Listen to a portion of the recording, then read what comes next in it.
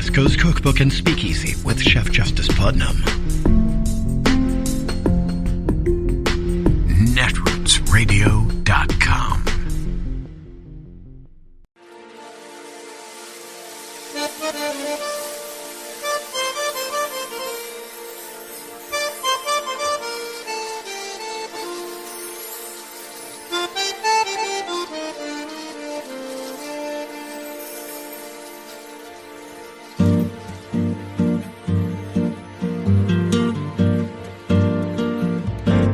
Je voudrais du soleil vert, des dentelles et des théères, des photos de bord de mer, dans mon jardin d'hiver.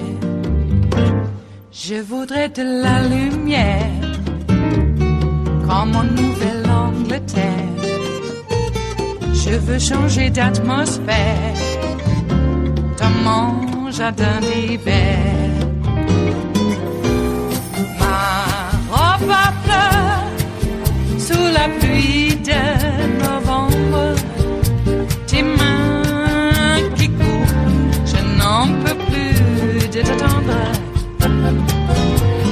Les années passent, il est long, là je tombe.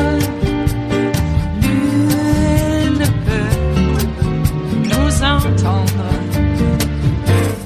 Je voudrais du Fred Astaire, revoir un latte. The Republican Party's attempt to simply dismiss the severity of the January 6th attack at the Capitol, it's reaching a new level. We've heard it quite plainly in the past few weeks from the likes of Republican Senator Ron Johnson, and last night former President Trump lent his influential voice to the false claim that the rioters didn't pose any kind of threat to lawmakers. Here he is speaking on Fox News. It was a zero threat. Right from the start, it was zero threat. Look, they went in. They shouldn't have done it. Some of them went in and they're hugging and kissing the police and the guards. You know, they had great relationships. A lot of the people were waved in and then they walked in and they walked out. And I'll tell you what, they're doing things to those, they're persecuting a lot of those people. And some of them some things should happen to them. But when I look at Antifa in Washington, even what they did to Washington and what they did to other locations and the destruction and frankly, the killing and the beating up of people and nothing happens to them whatsoever. Why aren't they going after Antifa? You see, I understand that this is supposed to trigger Democrats and liberals, people in the media. Who knows? Maybe that's the same thing. I'm pretty triggered. Who am I to say? Maybe it's supposed to trigger people like Mika. Well, John Heilman, people have seen what happened on January the 6th. And this bubble that Trumpists are in, this bubble that Donald Trump is in, this bubble that those who are pushing Trump propaganda in, is getting smaller and smaller. They've seen the video images. We've shown the images. Like Donald Trump was talking about, let's look at some of those images. Donald Trump was talking about these people that were coming and hugging and kissing the police. There you see a police officer getting his brains beat in, getting his head crushed. Other police officers getting mauled. This is inside the Capitol. This is. I want all of you to see this and understand that Donald Trump, who this country once elected as president of the United States, said there was zero threat on January the 6th. That these Trump terrorists, see what they're doing to the police officer there? Do you see what they're doing to the police officer there? Breaking, trying to break his neck while all these Trumpists are in there. They're not Antifa. You will remember that Kevin McCarthy, when he was under attack, when the Capitol was under attack, when Kevin McCarthy was scared to death and Donald Trump tried to say it was Antifa, Kevin McCarthy screamed at him and said, "Who the blank do you think you're talking to? These are your people." And then yesterday, what did we show you about these people that are brutalizing police officers? Blue Lives Matter? Not to Donald Trump. He doesn't give a damn about police officers, or else he would have strongly condemned this attack in its strongest terms. These terrorists using an American flag to brutalize a police officer. These Trump terrorists brutalizing a police officer and beating him so badly that he lay on the ground being what he thought beaten to death. All he could think of was his 4 daughters. And he was wondering how they were going to get by without him, because these terrorists were attacking, beating, brutalizing police officers. They had a noose for Mike Pence. They had a noose for Mike Pence, and they went around screaming, "Hang Mike Pence." Hugging and kissing police? No. John Heilman, these terrorists, these seditionists that Donald Trump last night granted his absolution to, that sprayed bear spray in the face of police officers, one of them dying later on. And again, who tried to crush the head of police officers. Right there. That's the face of Donald Trump's terrorist supporters on January the 6th. That's the face of the people that Donald Trump last night was saying were good Americans who were, quote, hugging and kissing the police. It's beyond sick. Yeah, and I think, Joe, I'm glad you're showing the images, and I think we should remind people of this, but I actually don't think in some level it's really necessary, in the sense that, this is one of those instances where, Trump has lied about a lot of things and has lied about some very big things, like the notion that the election was stolen, right? But part of the way in which the big lie works is that you can't really see. He's saying, well, there was voter fraud, and you can't see it, and you just haven't found the evidence yet. And so there's a lack of tangibility to that, right?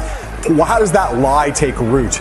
You can't show an image to prove the negative, right? Which is that voting fraud didn't take place. We know it didn't take place, but you can't show it on camera. What's crazy about this is that, as you guys are showing right now, the video, is that to your very first point, which is that this is the kind of lie that exposes the bankruptcy of the liar in a way that is kind of irrefutable. We all have seen these images over and over and over again. And so, to your first point, as Trump tells these kinds of lies, his credibility, what remains of it, even with his fans, just reduces kind of inexorably down to zero. This is the kind of thing that's going to be self-undermining for Trump, because he's told a lot of lies, a lot of blatant lies, a lot of obvious lies, a lot of disprovable lies, but few lies that are as instantly disprovable and nationally where people just, there's no counter narrative here. There's so much video that even the people on the very far right have seen all this video and they know. So when Trump comes out and says something like this, there's a little bit of like, okay, you're either completely insane or you're just the biggest, fattest liar in the history of the world and you're trying to play us. It is Friday, the 26th of March of 2021, and you are in West Coast Cookbook and Speakeasy. I am your chef de cuisine, Justice Putnam. Gunner, the English Bulldog, is our snoozing sous chef, and our daily special is Blue Moon Spirits Fridays, because we are all Nighthawks in the Diner of Life. Well, how's your day going? I don't want to be in Georgia right now. I'm not boycotting Georgia, and we shouldn't boycott Georgia that way. All right? No boycotting Georgia, because that hurts middle-class people and lower-income people. Probably not a good idea to do that. But we can put pressure on corporations to stop donating money to Nazis. So why don't we do that instead? Also, don't stop there. I mean, I know we want to defund the Nazis, but how about also, Ron, we've got to register a lot of people to vote. If they really think that that's going to stop people from voting, the reason there were all these long lines that they had to now criminalize drinking water, I don't even think you could sit down. They're going to make 86-year-old grandmas stand in line for half a day or more, can't sit down, no food, no water.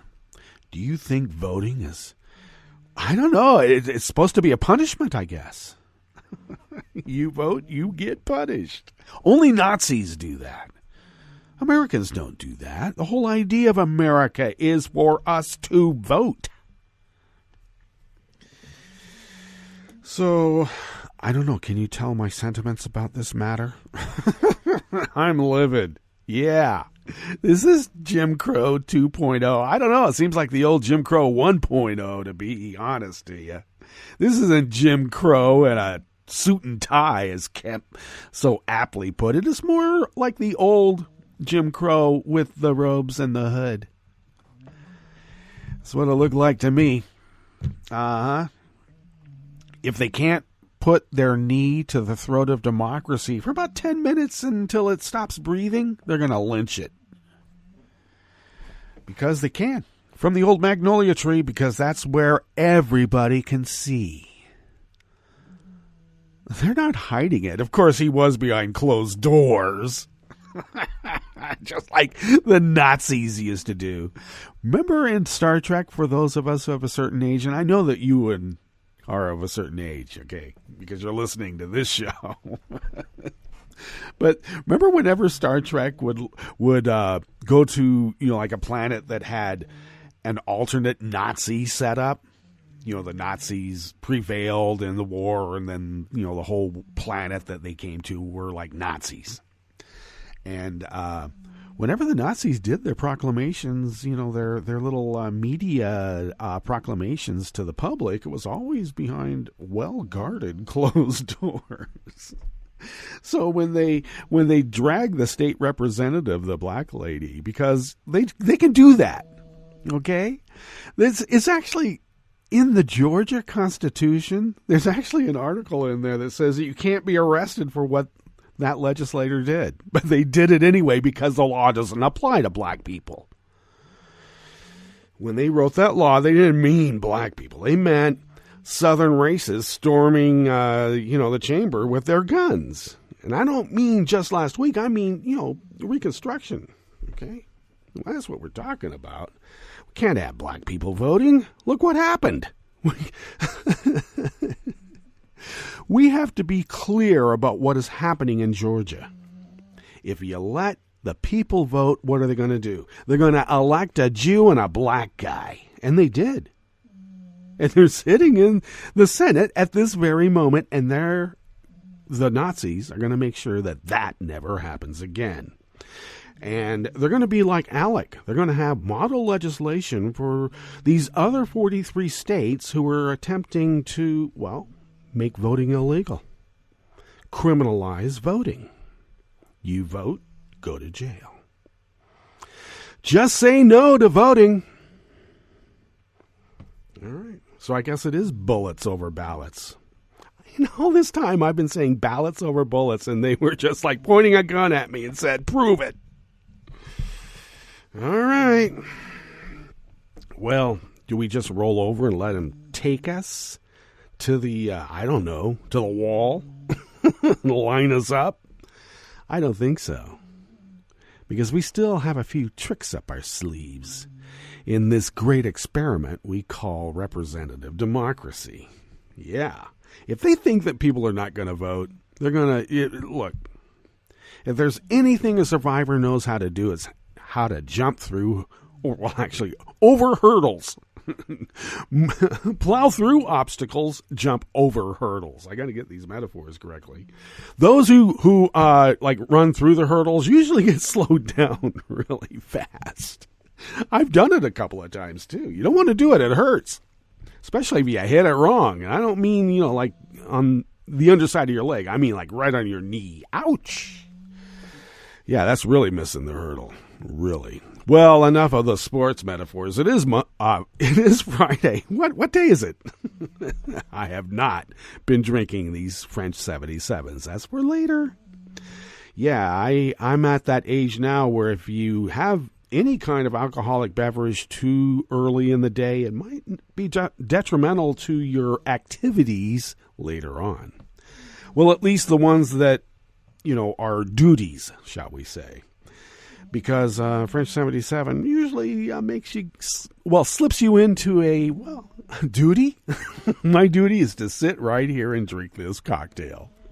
Indeed, it is the most balanced cocktail in the history of cocktails. And if you don't believe me, try it. Okay? Okay, well, no more voting in America. Darn, we did so well this last time, too. We're still going to vote. I know, I'm just upset. I'm upset at this whole endeavor and how much work it's going to take to, beat them back.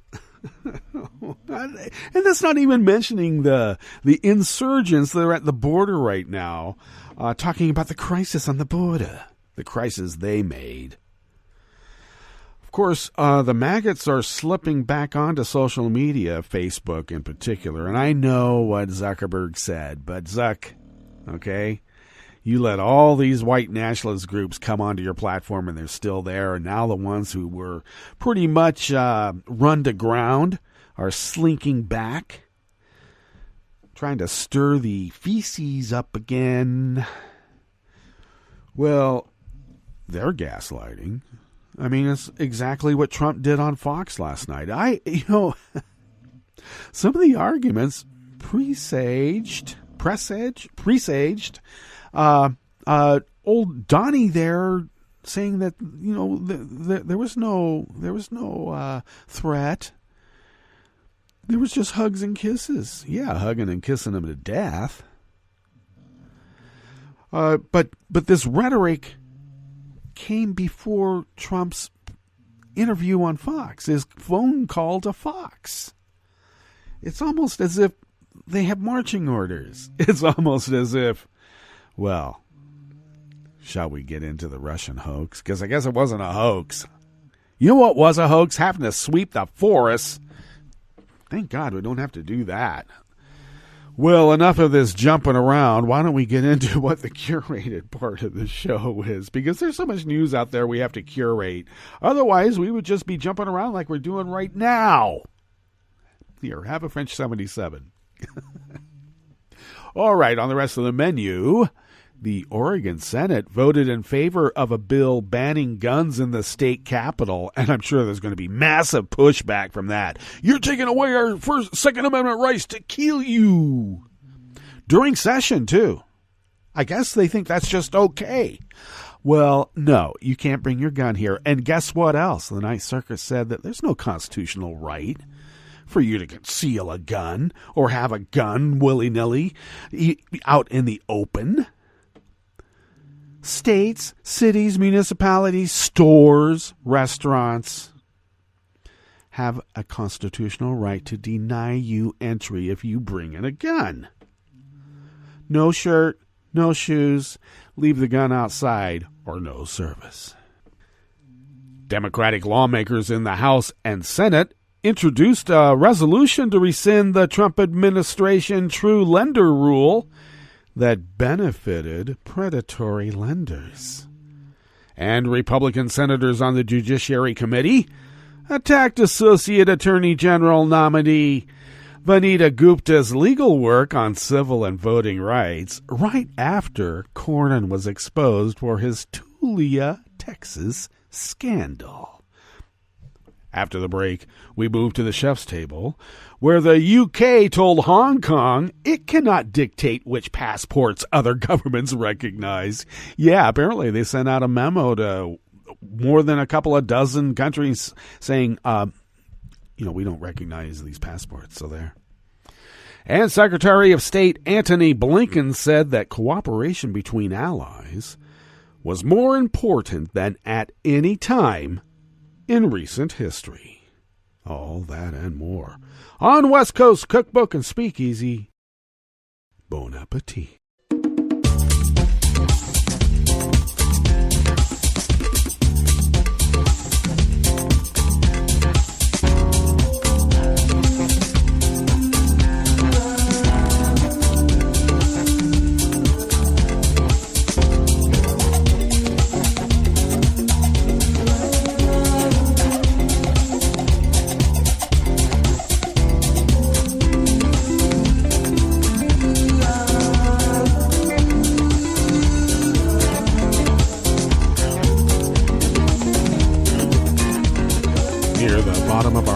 page at netrootsradio.com. To the right of the page is the chat room link right there by the social media scroll. Kelly Lincoln monitors the chat room, and Kelly also has a couple of shows on Saturday, so check them out. 3 p.m. on the West Coast time zone, so figure out your time zone. I guess that would be 6 on the East p.m. on the East Coast. But regardless, Kelly's At the Table Happy Hour is on, so check that out. And also later on in the evening around 9 p.m., I guess that's midnight on the East Coast, 9 p.m. on the West, check out the Late Night Morning Talk Show with Kelly and Ricky. So check that out indeed. Thank you, Kelly. If you would then take a look across the page, near the bottom of our homepage at netrootsradio.com, to the left there is the link to our Patreon page. And if you could become a recurring Patreon of Netroots Radio, and possibly, if you can afford it, send us the equivalent of what you might spend on an espresso-type coffee drink, if you could send those funds to us once a month, we are able to stretch those dollars. We are able to pool them with the dollars that we pull out of our own wallets, and we are able to pay our bills, fly under the radar, continue resistance broadcasting as the founders originally intended. Oh, so many years ago. Yeah, we're having a birthday this year, 10 years of 24/7, 365 Resistance Radio. And we have you to thank for helping us fulfill our civic duty. And I have a little bit of an anniversary of sorts today, too, and I'll tell you what that is at the end of the show. If you would like to follow Netroots Radio on Twitter, do so at Netroots Radio. Tom takes care of that. He takes care of graphics. He takes care of, so many other things, too. Voiceovers. Oh, my God. Thank you, Tom. And thank you for all that you do. And it's lots. Follow me on Twitter at Justice Putnam. I post the show notes and links diary on Daily Kos about 10 minutes before showtime, and then I get that posted up on Twitter so you can find the show notes and links on the diary at Daily Kos. And I also put it up on other social media platforms too, but you know who they are.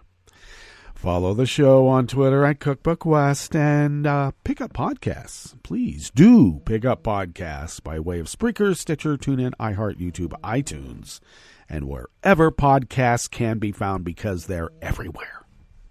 Everywhere. We are down in the W's. I don't know. A lot of people say you want to be up higher on the list. Well, that's convention, isn't it? Yeah, and I guess it works. But we're down in the W's, or W's, as they like to say in, the proper parts of America. Alrighty, well, why don't we just go ahead and tuck into this first offering in the Bistro Cafe part of West Coast Cookbook and Speakeasy, because we still have the chef's table, out there in the kitchen where the chef's table is. So save room, as we like to say in the industry. This first offering comes out of the Associated Press by Sarah Klein. The Oregon Senate voted yesterday, Thursday, to advance a bill banning guns at the Capitol and other state facilities, and letting cities, counties, schools, and commercial airports decide whether to allow people carrying licensed concealed handguns into their buildings. No more open carry, and if you're concealing it, there must be a reason why. And if there is a reason why, you better have a damn good reason, and it's not good enough to bring it into the Capitol. Too bad. Despite 4 hours of discussion and overwhelming opposition by gun owners and Republicans, they showed up for that bill, but they didn't walk out. How weird. Usually that's their strategy. The bill did pass 16-7 and will be moved to the House. 4 GOP senators were absent from the floor. There we go. An increasingly common occurrence by the minority party in attempts to block Democratic priorities by denying a quorum. Besides exacerbating tensions between the parties, the bill gained lots of attention from Oregonians. More than 2,000 people sent written testimony, most of which criticized the bill. States have been split about allowing Capitol visitors, legislators, or employees to carry guns, but the issue has drawn increased attention after the January 6th assault on the U.S. Capitol. This was more than an assault. It was a coup. It was an insurrection. And now, with the electeds taking part, it is an insurgency. Okay, back to the article. About 50 far-right protesters also breached the Oregon Capitol on December 21st during a one-day special session that was closed to the public. They had gathered outside to oppose statewide COVID-19 restrictions, and some toted guns and broke glass doors. And I should mention they also sprayed a bunch of bear spray inside the Capitol. Oh, wow, a harbinger of things to come. The events of 2020 are a red flashing light that we need to do something, a representative by the name of Burdick said. She also cited a U.S. Department of Homeland Security bulletin on January 27th that warned extremists may be emboldened by the breach of the U.S. Capitol to target elected officials and government facilities. However, others have argued that licensed concealed handguns, which about 300,000 Oregonians have, could save lives and protect people. I'm sorry. No. The reason for having a concealed gun is because there is a tangible, direct threat to your life. You're in a position of, you could be a lawyer. You could be in the public eye in some way, and your life has been threatened, and you have to prove that to a police chief, to a mayor, and sometimes to a judge. And then they will grant you a concealed weapons permit. Not just anybody who says, I want to have a gun so that I can shoot somebody if there happens to be an uproar somewhere that I started. Under current Oregon law, a person with a concealed handgun license can possess a firearm or other weapon while in a public building, including the Capitol. Guns are allowed in state houses in some form in 21 states, according to a February review by the Associated Press. 8 states allow only concealed firearms inside their capitals, while 2 states allow only open carry. In addition, at least 13 states, including Oregon, do not have metal detectors at the entrance of their capitals. We have to take off our shoes to go fly on a plane. But the right wing has bullied us into a position where we have to accept their terror? No. America says no.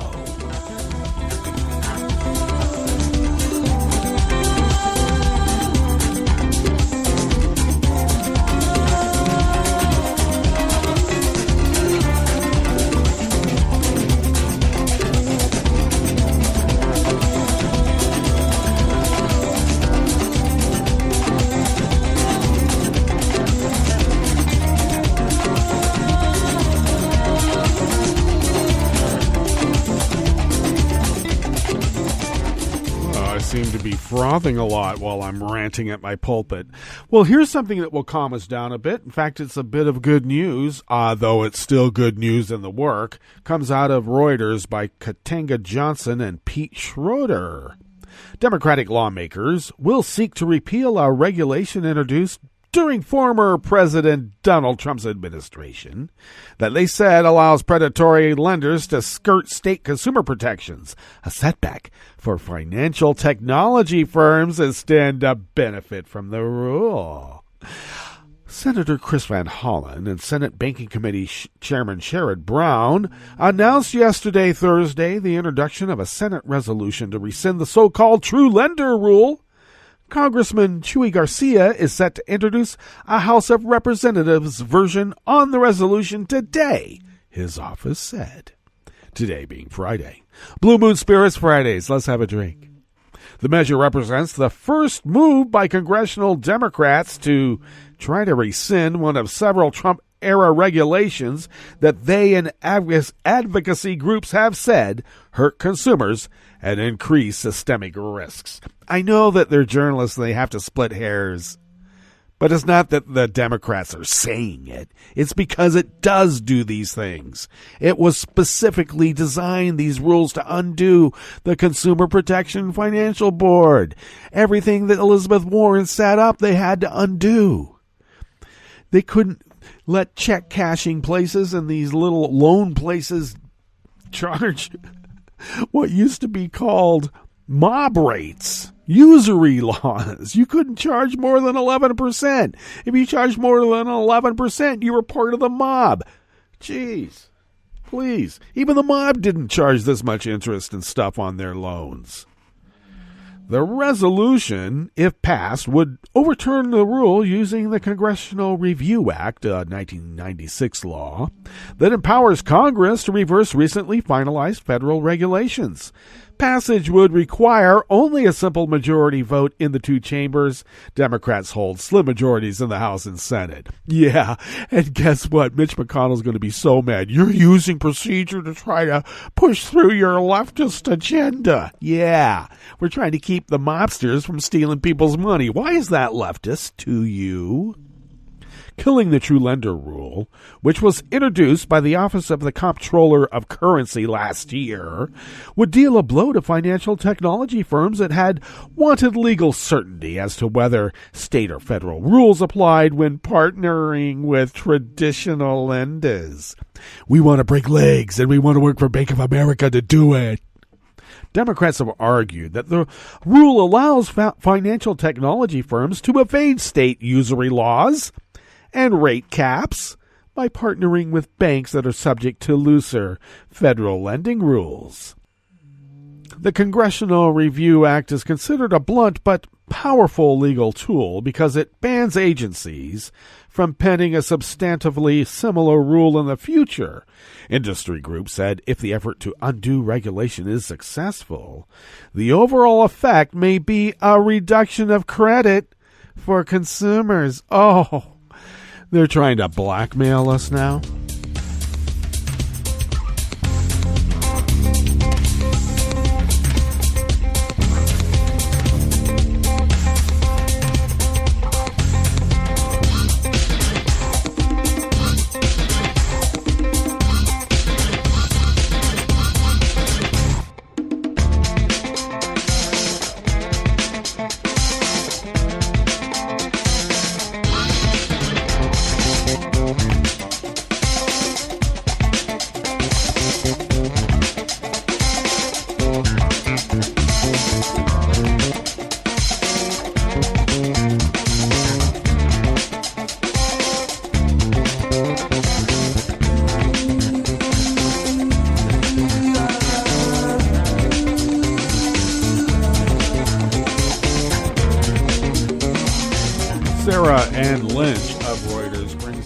Final offering here in the Bistro Cafe of West Coast Cookbook and Speakeasy, Blue Moon Spirits Fridays.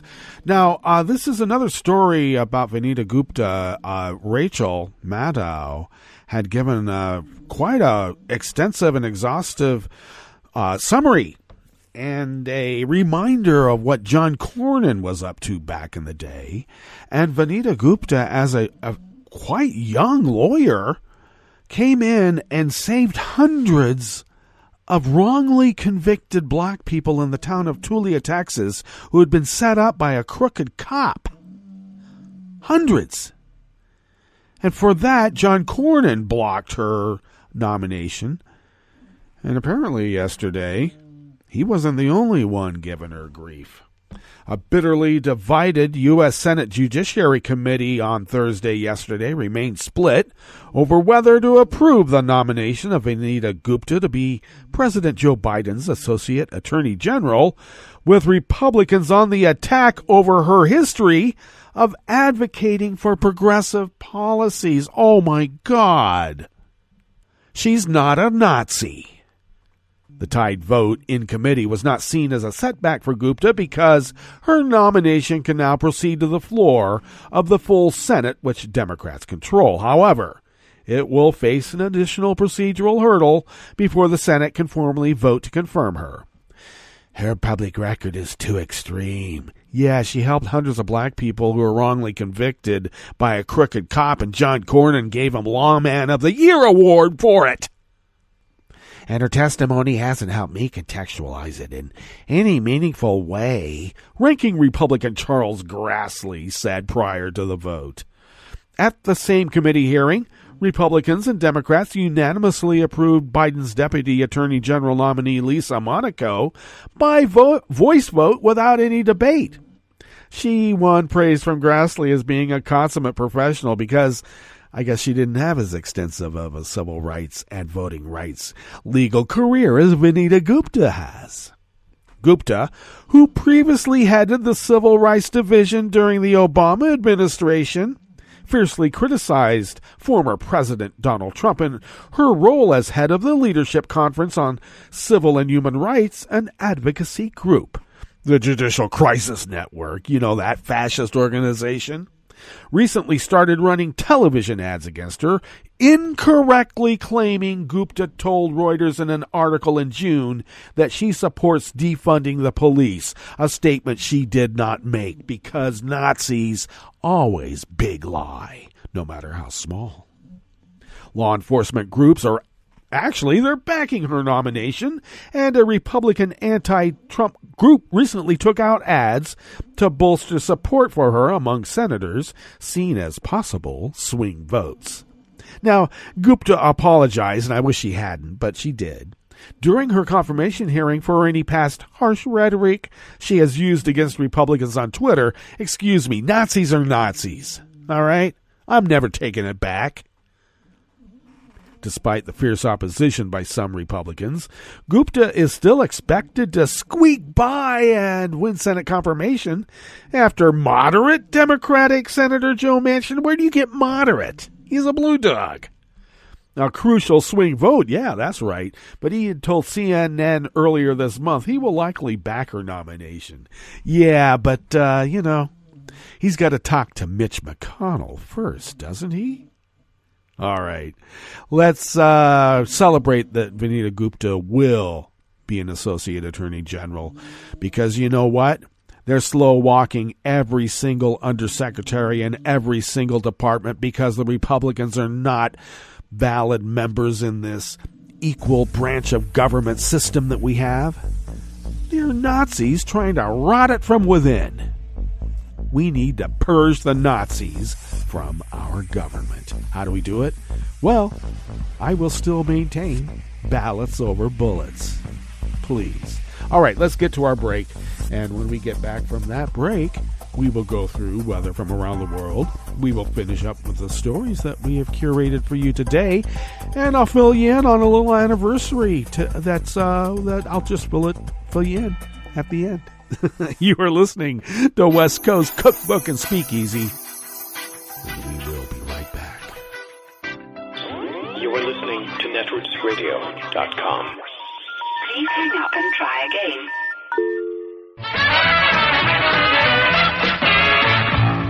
From a point at sea to the circles of your mind, a new force is at work for planetary transformation. New radio for a new Earth.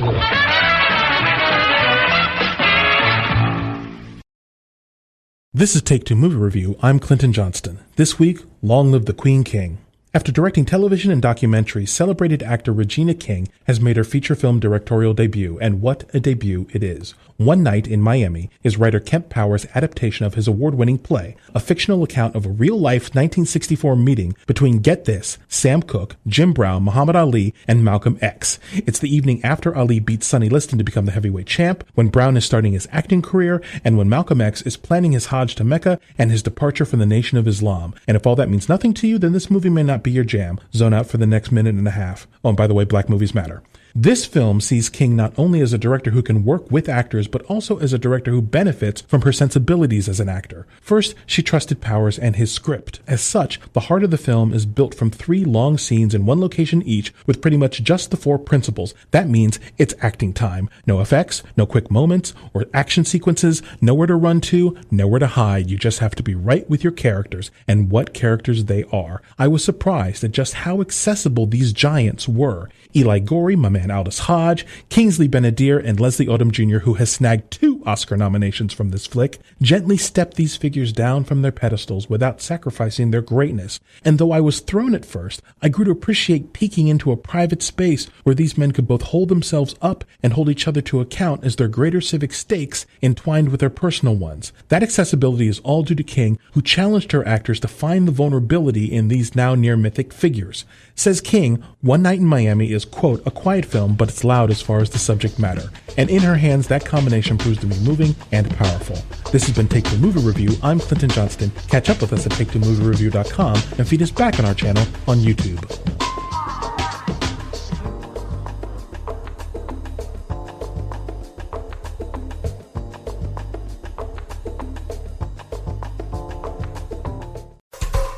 This is Scientific American's 60 Seconds Science. I'm Mark Stratton.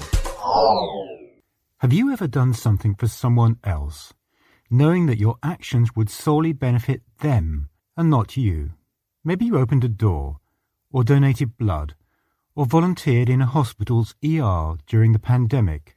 This is called a pro-social behavior, caregiving, group coordination, conflict resolution, sharing. Humans engage in these types of behaviors all the time. We've learned that it's a large part of the reason we've succeeded as a species. But a major question remains in science. Are we the only species who do this?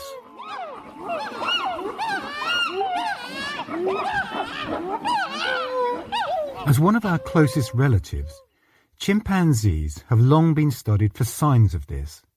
Their genetic similarities could help us tease out the evolutionary trajectory of the desire to selflessly help others. So far, research has provided mixed results on the question. Studies of these animals in the wild and captivity seem to come to different conclusions. Some studies show that chimps cooperatively hunt, share food, and console each other. But one highly cited study came to a very different conclusion. It said chimpanzees are indifferent to the welfare of others. The study used what's called a pro-social choice test, a controlled lab experiment where chimpanzees in enclosures were given 2 options: push a button to give food to themselves, or push the button to give food to themselves and a partner chimp. If they chose the latter, it was seen as a pro-social behavior. In that study, chimps showed no special preferences for feeding themselves and a friend over feeding just themselves. Enter new research and a remote juice fountain. We installed a button and a concrete fountain into the chimpanzees' outdoor enclosures. The fountain was then hooked up to a large container of juice placed outside of the enclosure. When an individual pushes the button, it releases juice from the fountain. However, since the button and fountain are approximately 5 meters apart, the individual pushing cannot directly drink from the fountain. And if any other chimpanzees are at the fountain when the button is pushed, they, and not the pusher, will be able to drink the juice. That's Sarah Detroit of the Max Planck Institute for Evolutionary Anthropology, Leipzig. Compared to previous controlled lab-based experiments, the setup for this was very naturalistic, and Detroit says chimpanzees were able to interact with the fountain in their social groups.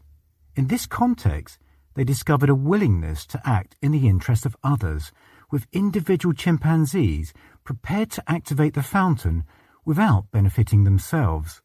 We found that many of the chimpanzees were willing to pro-socially provide valuable resources to the group members, even if they couldn't benefit themselves from their behavior. And this behavior also increased over time. We can't, of course, know what the chimpanzees' actual reasons or motivations for pushing the button were. But the fact that they were willing, over the course of 2 months, to repeatedly perform an action from which they had very little direct benefits is really fascinating and displays a high capacity for pro-social behavior. The degree of this pro-social behavior varied among 3 different groupings of chimps who were tested. They observed how groups who were more socially tolerant and felt comfortable around group members when in competitive situations were more likely to behave pro-socially, particularly more towards group members for whom they have an existing bond, namely kinship. Our finding that chimpanzees can indeed behave pro-socially and moreover show group differences in their behavior, suggests that there's a lot we don't yet know about their sociality. We might be more similar than we thought, and prosociality might have had a stronger role in shaping chimpanzee social behavior than previously assumed. We need more research to better understand the extent of chimpanzee prosociality, which will be able to inform us about the evolutionary past of our own unique human sociality. Further research may reveal what lies behind their prosocial motivations. But for now, it's safe to assume that chimpanzees are not simply, and you'll forgive the pun, aping human behavior. Their research is featured in the journal Science Advances. Thanks for listening. For Scientific American's 60 Second Science, I'm Mark Stratton. In 2012 in the United States, about 317,000 motor vehicle crashes involved a large truck. 26,000 truck drivers and their passengers were injured in these crashes, and about 700 died. Trucker safety requires an alert, buckled-up, experienced driver with a reliable vehicle and a strong employer safety program. Seatbelts are the most effective way to prevent an injury or death in a motor vehicle crash, but in 2013, 1 in 6 drivers of large trucks didn't use their seatbelts. Employers can help truck drivers stay safe by committing to driver safety programs at the highest level of leadership, establishing and enforcing driver safety policies, including requiring everyone in the truck to buckle up, and addressing factors that contribute to crashes, such as drowsy and distracted driving. To learn more, visit cdc.gov/vital signs. I'm probably okay to have one more drink before I drive home. I'm probably okay. I open the window to stay alert. Probably okay. I just popped some gum in my mouth. Step out of the car, please. I probably made a mistake. Probably okay isn't okay when it comes to drinking and driving. If you see a warning sign, stop and call a cab, a car, or a friend. Buzzed driving is drunk driving. A message brought to you by NHTSA and the Ad Council. Hi, I'm Tom Hartman, and since you're listening to netrootsradio.com, show your progressive side and go to the donate button on the bottom of the homepage. It's progressives like you who power Netroots Radio and keep the progressive message beaming everywhere 24 hours a day. Just go to our donate button at the bottom of netrootsradio.com. Thank you for keeping progressive radio at full power.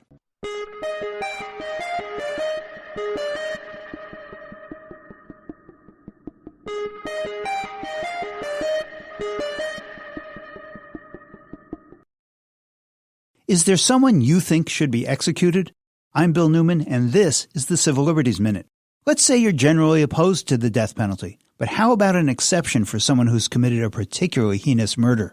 The question is front and center today because Virginia in late March abolished capital punishment, so a majority of states now have no death penalty. 23 states have barred capital punishment altogether. 3 more have a gubernatorial moratorium for a total of 26. 9 additional states have the death penalty on their law books, but haven't used it in a decade. That's 35. And 5 more haven't carried out an execution in more than 5 years, which means that in 40 out of the 50 states, capital punishment is either prohibited altogether or not used.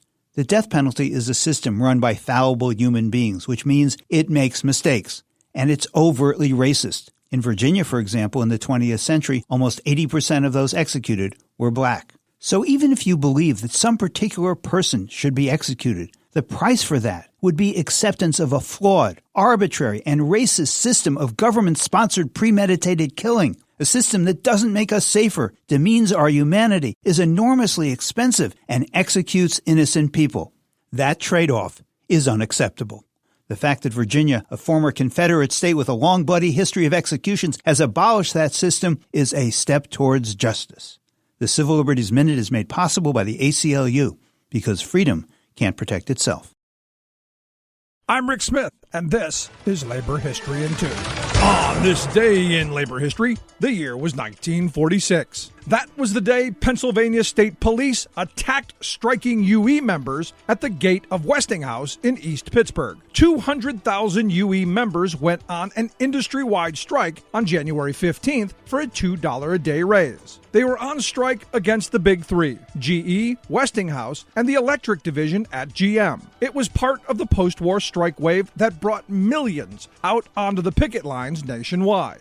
By the middle of March, the UE had settled with GM and GE, but 75,000 Westinghouse workers were still out on strike. Westinghouse initially refused to negotiate at all. When they made a first offer, they falsely claimed theirs matched the GE and GM agreements. Federal mediators withdrew from the case in frustration, stating the company had made negotiations impossible. Then, on this day, Allegheny County Sheriff Walter Monahan and Governor Edward Martin called in 800 state troopers. Some were on horseback, others on foot detail. Many troopers arrived in cars with machine guns and tear gas. They patrolled the picket lines and nearby streets and set up roadblocks leading to the Westinghouse gates. They began to forcibly disperse the crowd of 1,000 picketers. Then they ushered through several hundred non-production workers. Some were pelted with eggs, others were struck in the face by some of the women strikers. 3 UE leaders were arrested for refusing to shut down the sound system they used to blast staffers for crossing the picket lines. The state police stayed for the duration of the strike.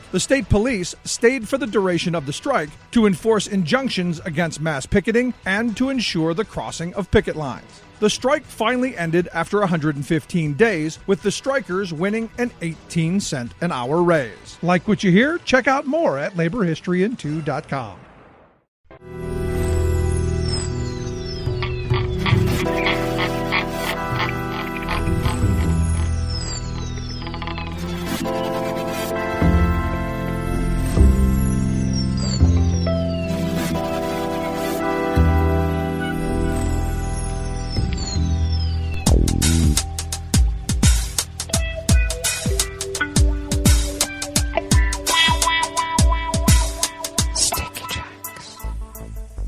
Thank you for accompanying us here to the chef's table at West Coast Cookbook and Speakeasy Blue Moon Spirits Fridays, because we are all Nighthawks in the Diner of Life.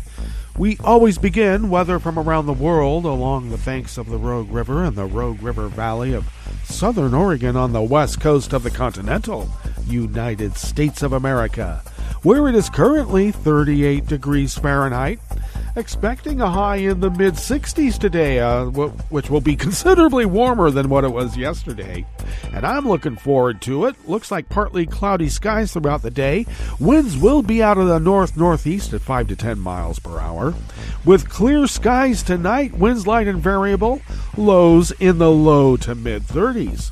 And a few clouds from time to time tomorrow, with highs in the low to mid-70s. Oh, winds light and variable. And it looks like we're going to have, upper 60s, low 70s weather until the middle of next week. And then, as April begins, we have forecast of April showers, which then forecasts May flowers.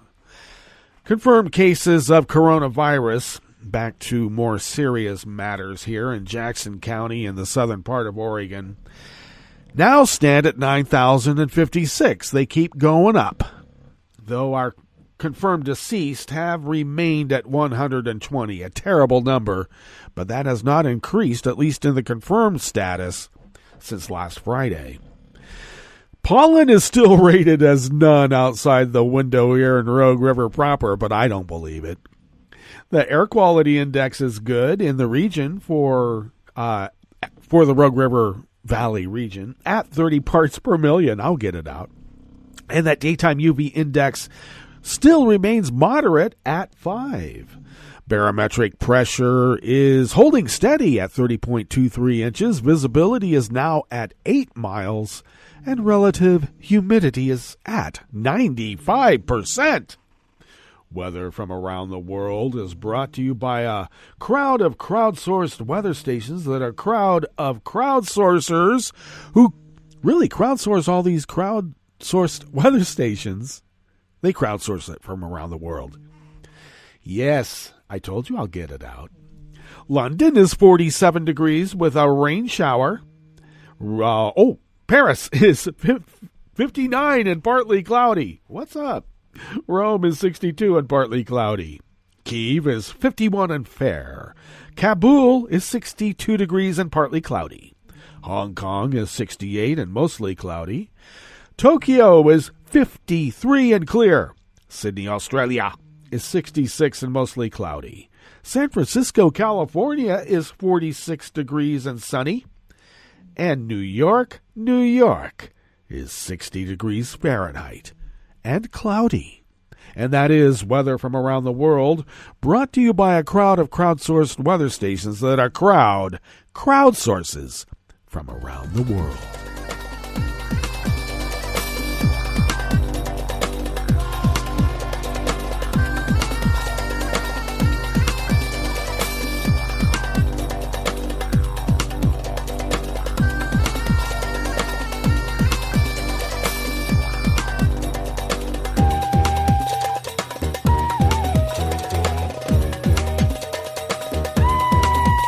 Reuters staff bring us this first amuse-bouche here at the chef's table at West Coast Cookbook and Speakeasy, Blue Moon Spirits Fridays. Britain yesterday, Thursday, said the Hong Kong government had no authority to dictate which passports foreign governments recognize as valid after the former colony told 14 countries to stop accepting a British travel document for some visas. The Hong Kong government confirmed a Reuters report that it had told 14 countries to stop accepting a British travel document that many of its young people use to apply for working holiday visas in Europe, North America, and parts of Asia. The Hong Kong government has no authority to dictate which passports foreign governments recognize as valid, a spokeswoman for the British Foreign Office said. The UK will continue to issue British nationals' overseas passports, which remain valid travel documents.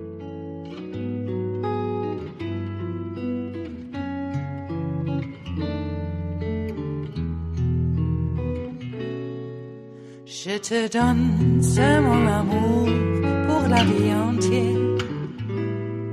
La promesse de me trouver à tes genoux. Aussitôt que tu m'appelles, rester toujours fidèle. C'est tout, c'est tout. Je te donne tous mes printemps, mes étés de mer, mes automnes quand les feuilles tombent partout. Si ce n'est pas une bonne affaire, je te donne tous mes hivers. Robin Emmett of Reuters brings us this final amuse-bouche here at the chef's table at West Coast Cookbook and Speakeasy. U.S. Secretary of State Antony Blinken said yesterday, Thursday, that cooperation between allies was more important than at any time in recent history, and that relations with NATO and the EU would be crucial to overcoming any of those challenges. Speaking on the last day of his 3-day visit to Brussels, Blinken continued what many European officials said was a charm offensive to win back the support of allies sidelined during 4 abrasive years under U.S. President Joe Biden's Republican predecessor, Donald Trump. Biden later addressed EU leaders via video conference, the first such gesture since President Barack Obama did so in 2009. The White House said in a statement that Biden told EU leaders that Washington and the EU must ensure that democracies rather than autocracies set the rules of the road. EU Summit Chair Charles Michel vowed to work with Washington to uphold democracy around the world.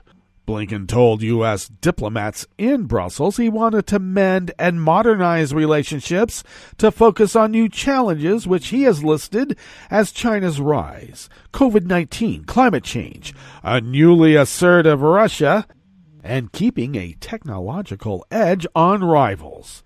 Blinken won European Union support on Wednesday for a U.S. plan to confront Chinese power together through a formal dialogue that Beijing had hoped to avoid praising EU officials whom Trump sought to undermine indeed.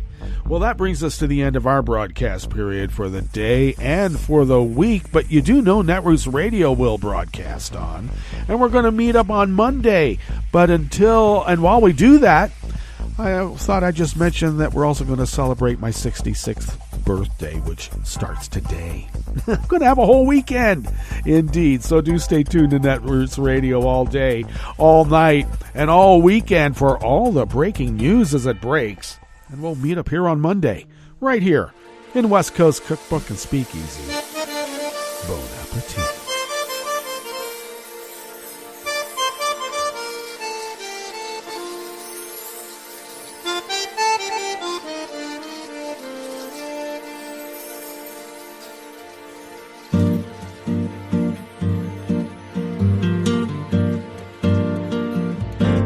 Je voudrais du soleil vert, des dentelles et des théières, des photos de bord de mer, dans mon jardin d'hiver.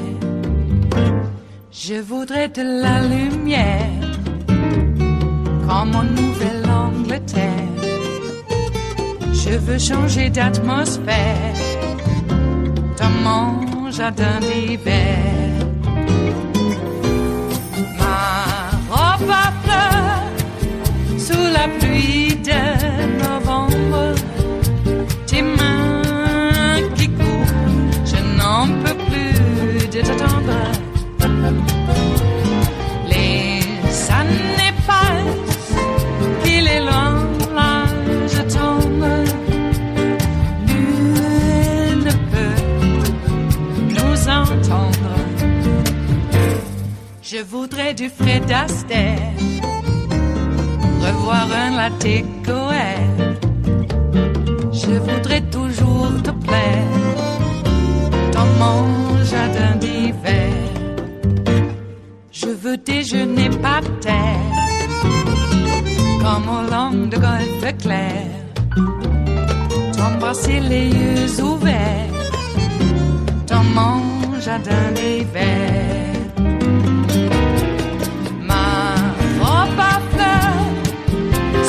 Pluie de novembre, tes mains qui courent, je n'en peux plus de t'attendre. Les années passent, il est loin, là je tombe. Nul ne peut nous entendre. Ba-da-da-dum-di-da-dum. Ba-da-da-dum-di-da-dum.